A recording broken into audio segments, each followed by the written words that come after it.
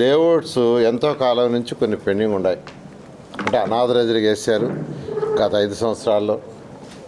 దానికి ఒక చట్టం అంటూ లేదు, ఒక రూల్స్ లేవు, రెగ్యులేషన్ లేవు.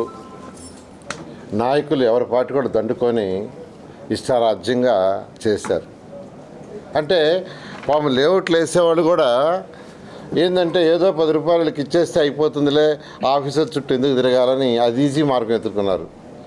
ఈరోజు వాటికి బిల్డింగ్ పర్మిషన్ ఇవ్వాలంటే ఆన్లైన్ ఇవ్వదు, ఎందుకంటే online system is there. Layout system, layout approve అయితేనే బిల్డింగ్కి పర్మిషన్లు వస్తాయి. రాష్ట్ర ప్రజలందరికీ తెలియజేస్తున్నాను, అప్రూవ్డ్ లేఅవుట్ అయితేనే దాంట్లో బిల్డింగ్ కట్టుకోవటానికి మీరు అప్లై చేస్తే ఆన్లైన్లో అది యాక్సెప్ట్ చేస్తుంది. అప్రూవ్డ్ లేఅవుట్ కాకుండా ఉంటే మీరు బిల్డింగ్కి పర్మిషన్ కానీ అప్లై చేస్తే అది రిజెక్ట్ చేస్తుంది, తీసుకొని కూడా తీసుకోదు. కాస్త రాష్ట్ర ప్రజలందరికీ నేను చాలా క్లారిటీగా చెప్తాను, అప్రూవ్డ్ లేఅవుట్ అయితేనే మీరు ప్లాట్లు కొనండి, లేదంటే ప్లాట్లు కొనొద్దు.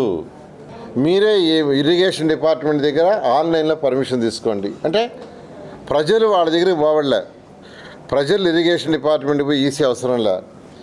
ప్రజలు 2.5 హెక్టార్లో ఏదన్నా 1 హెక్టారో 1/2 హెక్టారో ఉంటే అమెండ్మెంట్ ఉంటే దాన్ని వాళ్ళకి ఇచ్చేయచ్చు. అది మీరే టౌన్ ప్లానింగ్ వాళ్ళే ఆన్లైన్లో కలెక్టర్ దగ్గర చేసేటట్టుగా చేయమని చెప్పాను. మేడం గారు నాకు ఒక 2 months టైం ఇస్తే ఆన్లైన్లో చేస్తామన్నారు.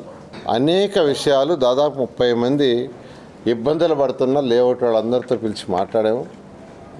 నేను మరొకసారి అందరికీ చెప్తున్నా, మీరు అడ్డదారులలో పోయి టెంపరీగా అధికారులను మచ్చిక చేసుకొని లేదా రాజకీయ నాయకులను మచ్చిక చేసుకొని మీరు పర్మిషన్లు తీసుకుంటే తర్వాత ఇబ్బంది పడతారు.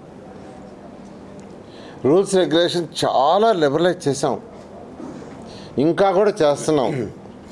నేను ఏ మున్సిపాలిటీకి పోయినా అక్కడ టౌన్ ప్లానింగ్ వాళ్ళని, అర్బన్ అథారిటీ వాళ్ళని పిలిపిస్తుండే కూర్చొని పెడుతున్నా. ఇట్నే 2016 నుంచి పెండింగ్ ఉంది. ఇప్పుడు అధికారులు ఇక్కడ కూర్చొని పెట్టి డిస్కస్ చేస్తే కరెక్ట్గా 1 నిమిషంలో అప్రూవ్ అయిపోయింది.